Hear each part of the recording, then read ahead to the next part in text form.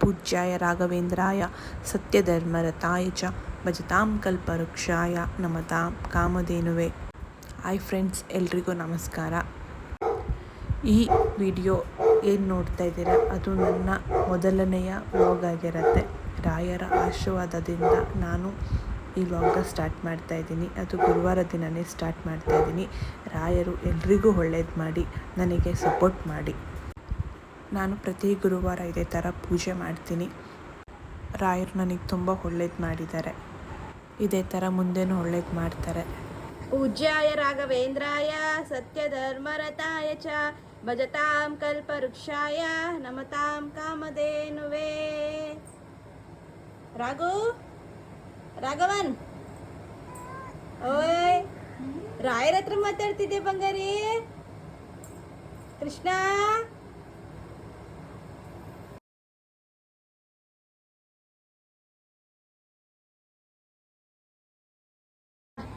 ಹೇಳು.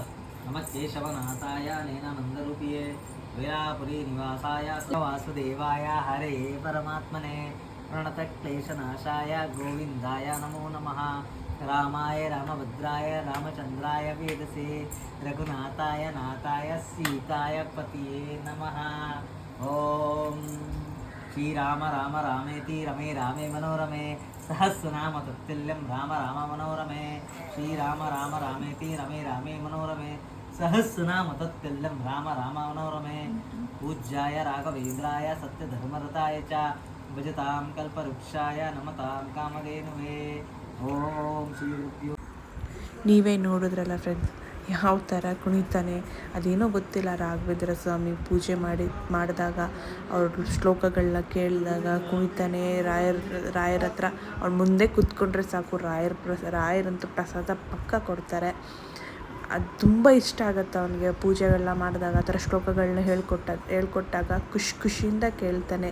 ಅದು ಏನಂತ ಗೊತ್ತಿಲ್ಲ, ಅವ್ನಿಗೆ ಅಷ್ಟು ಖುಷಿ ಆಗುತ್ತೆ. ಮತ್ತು ಮನೇಲೆಲ್ಲ ಪೂಜೆ ಎಲ್ಲ ಮುಗಿಸ್ಕೊಂಡು ರಾಯರ ಮಠಕ್ಕೆ ಹೋಗೋಣ ಅಂತ ಅಂದ್ಬಿಟ್ಟು ಕಾಮಧೇನು ಕ್ಷೇತ್ರ ಇದೆಯಲ್ವ, ಅಲ್ಲಿಗೆ ಬಂದ್ವಿ. ಇದು ಕಾರ್ ಪಾರ್ಕಿಂಗ್ ಹತ್ರ ಬಂದ್ವಿ. ಕಾರ್ ಪಾರ್ಕಿಂಗ್ ಹತ್ರ ಗಾಡಿ ಎಲ್ಲ ನಿಲ್ಲಿಸ್ಬಿಟ್ಟು ಮತ್ತೆ ಮಠಕ್ಕೆ ಹೋಗ್ತೀವಿ. ನನ್ನ ಮಗನ ಖುಷಿ, ಎಲ್ಲೋ ಕರ್ಕೊಂಡು ಬಂದ್ಬಿಟ್ಟಿದಾರಲ್ಲ ಅಂತ ಸುತ್ತ ನೋಡ್ತಾನೆ. ಪಾಪ ಅವನಿಗೆ ಗೊತ್ತಾಗ್ತಾ ಇಲ್ಲ ಎಲ್ಲಿ ಕರ್ಕೊಂಡು ಬಂದಿದ್ದೀವಿ ಅಂತ.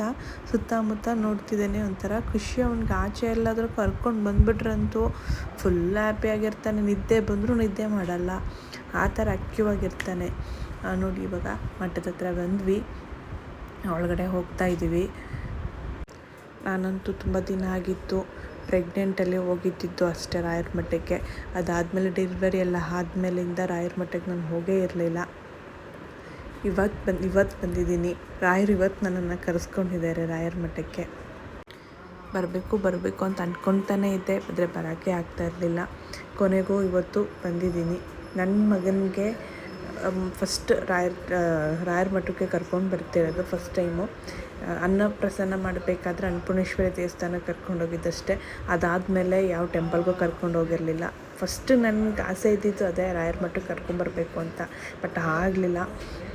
ಅದೇ ಅನ್ನಪೂರ್ಣೇಶ್ವರಿ ದೇವಸ್ಥಾನಕ್ಕೆ ಹೋಗಿದ್ದು. ಮತ್ತು ಇವಾಗ ರಾಯರ ಮಠಕ್ಕೆ ಕರ್ಕೊಂಡು ಹೋಗ್ತಾ ಇದ್ದೀನಿ. ರಾಯರ ಆಶೀರ್ವಾದ ಸದಾ ಅವನ ಮೇಲೆ ಇರಲಿ ಅಂತ. ಕಾಲೆಲ್ಲ ತೊಳ್ಕೊಂಡು ಮತ್ತೆ ಒಳಗಡೆ ಹೋಗ್ತಾ ಇದ್ದೀವಿ. ನನಗಂತೂ ತುಂಬ ಖುಷಿ ಆಯಿತು ಮಠಕ್ಕೆ ಹೋಗಿದ್ದು. ನನ್ನ ಮಗನ್ನ ಫಸ್ಟ್ ಟೈಮ್ ರಾಯರ ಹತ್ರ ಕರ್ಕೊಂಡು ಹೋಗ್ತಿರೋದು, ಅದಂತೂ ದೊಡ್ಡ ಖುಷಿ ಆಯಿತು ನನಗೆ. ಒಂಥರ ಏನೋ ಒಂಥರ ತೃಪ್ತಿ ಆಯಿತು ಹೋಗಿ ಬಂದಿದ್ದಕ್ಕೆ. ತುಂಬ ದಿನ ಆಗಿತ್ತು ರಾಯರ ಮಠಕ್ಕೆ ಹೋಗಿ. ಏನೋ ಒಂಥರ ಖುಷಿ ಆಯಿತು. ನಾನು, ನಮ್ಮಮ್ಮ, ನನ್ನ ಹಸ್ಬೆಂಡು, ನನ್ನ ಪಾಪು 4 ಜನ ಹೋಗಿದ್ವಿ. ತುಂಬ ಖುಷಿ ಆಯಿತು. ಫಸ್ಟ್ ಸಲ ನನ್ನ ಮಗನ ಕರ್ಕೊಂಡು ಹೋಗ್ತಿರೋದು. ಥರ ಖುಷಿ ಆಯಿತು. ನನ್ನ ಮಗನಿಗಂತೂ ಫುಲ್ ಖುಷಿ. ಸುತ್ತ ಜನಗಳಿರೋದಕ್ಕೂ ಸುತ್ತಮುತ್ತ ನೋಡ್ತಾನೆ. ಒಂಥರ ಅವ್ನಿಗೆ ಹೊಸದಾಗಿದೆ ಅದೆಲ್ಲ. ಎಲ್ಲೂ ಕರ್ಕೊಂಡು ಹೋಗಿರಲಿಲ್ಲ ಈ ಥರ ಕ್ರೌಡ್ ಇಡೋ ಜಾಗದಲ್ಲೆಲ್ಲ. ಅವನಿಗೆ ತುಂಬ ಖುಷಿ ಆಯಿತು ನೋಡಿ. ಹೋಗಿ ರಾಯರ ದರ್ಶನ ಮಾಡಿದ್ವಿ. ತುಂಬಾ ಖುಷಿ ಆಯಿತು. ರಾಯರೇ ಎಲ್ರಿಗೂ ಒಳ್ಳೇದು ಮಾಡಪ್ಪ, ಅದೊಂದೇ ನಾನು ಕೇಳ್ಕೊಳ್ಳೋದು. ರಾಯರ ಆಶೀರ್ವಾದದಿಂದ ನನ್ನ ಮಗ ಹುಟ್ಟಿದ್ದಾನೆ, ಅದರಿಂದ ಇನ್ನೇನು ಬೇಕು ಹೇಳಿ. ರಾಯರೇ ರಾಯರೇ ರಾಯರೇ.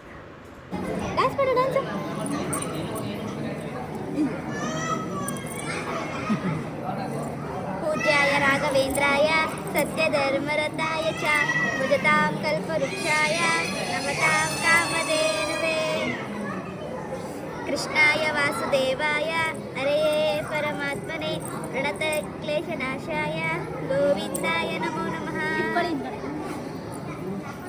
ರಾಘು ಏ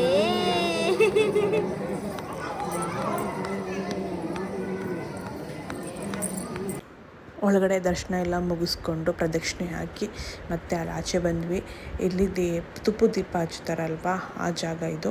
ತುಪ್ಪದ ದೀಪ ಎಲ್ಲ ಹಚ್ಚಿದ್ವಿ. ನಮ್ಮಮ್ಮ ಏನು ಅರ್ಸ್ಕೊಂಡಿದ್ರು, ಅವರು ತುಪ್ಪದ ದೀಪ ಹಚ್ತಾ ಇದ್ದಾರೆ. ತುಪ್ಪದ ದೀಪ ಎಲ್ಲ ಹಚ್ಚಿ ರಾಯರನ್ನ ಬೇಡ್ಕೊಂಡು ಮತ್ತೆ ಮನೆ ಕಡೆ ಹೊರಟ್ವಿ. ತುಂಬ ಖುಷಿ ಆಯಿತು.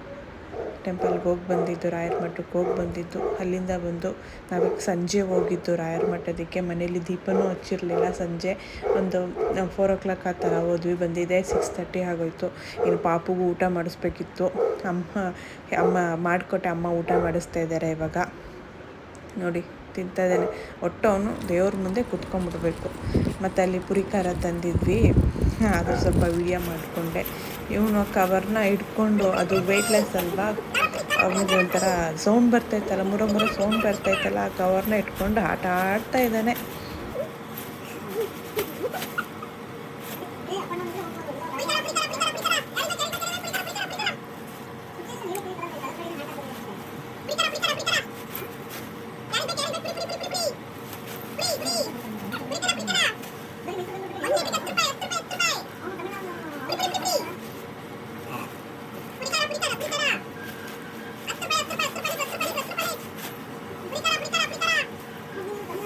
ನೋಡಿದ್ರಲ್ಲ ಕವರ್ ಇಟ್ಕೊಂಡು ಯಾವ ಥರ ಆಟಾಡ್ತಾನೆ ಅಂತ.